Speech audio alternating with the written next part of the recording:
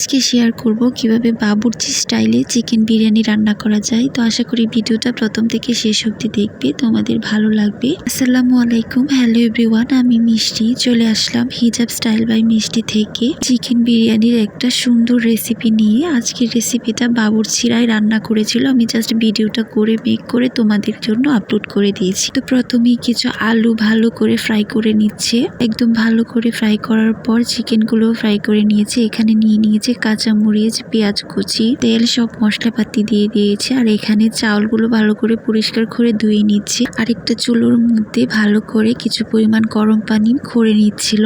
তারপর জাস্ট এখানে সব মশলাপাতি দিয়ে এটাকে ভালো করে কষিয়ে নিচ্ছে এবং আস্তে আস্তে করে সব মশলা এখানে দিয়ে দিচ্ছে। পরিমাণ মতো আদা বাটা, জিরে বাটা, রসুন বাটা, পেঁয়াজ বাটা, তারপর বাদাম বাটা, এই সব কিছু দিয়ে ভালো করে নাড়িয়ে তারপর এটার মধ্যে একে একে সব মশলাও দিয়ে দিচ্ছে।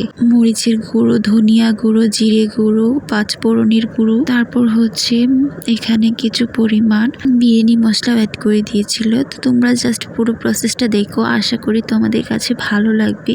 দেন এখানে কিছু পরিমাণ পানি অ্যাড করে এটাকে ভালো করে নাড়িয়ে নিবে। তো এখানে কিন্তু ভালোভাবে নাড়াতে হবে, ওরা কিন্তু প্রচুর নাড়ানোর পর তারপর এখানে সবকিছু অ্যাড করেছে। এগুলো নাড়ালে কিন্তু নিচ দিয়ে লেগে যেতে পারে, তার জন্য এভাবে নাড়িয়ে নাড়িয়ে মশলাগুলো দিতে হয়। আর এখানে একটা একটা করে মশলাগুলো দিয়ে দিচ্ছে। এখানে রাঁধুনি চিকেন মশলাটাও এখানে দিতে হবে। তো এখানে প্রায় অনেকগুলো চিকেন মশলা অ্যাড করেছিল। তারপর এখানে যে মাংস আর আলুগুলো ফ্রাই করে রেখেছিল সেগুলো দিয়ে ভালো করে কষিয়ে এখানে টক দই দিয়ে কিছুক্ষণ এটাকে ভালো করে জাল করে নিবে। এটাকে ভালো করে কষাতে হবে আর এভাবে সুন্দর করে ঘুরিয়ে ঘুরিয়ে নাড়িয়ে দিতে হবে। এই ফুল প্রসেসটা কিন্তু বাবুর স্টাইলে রান্না করা, আর এটা কিন্তু বাবুর্চি রান্না করেছিল। তো এখানে কিন্তু মাংসটা রেডি হয়ে গিয়েছে বিরিয়ানি। এখন বিরিয়ানি রান্না করার জন্য একটা হাঁড়ি বসিয়ে তার মধ্যে সয়াবিন তেল দিয়ে ভালো করে গরম করে নিতে হবে। বাকি যে পেঁয়াজ কুচিগুলো রয়ে গিয়েছিল সেগুলো এটার মধ্যে দিয়ে তারপর একে একে এটার মধ্যে তেজপাতা,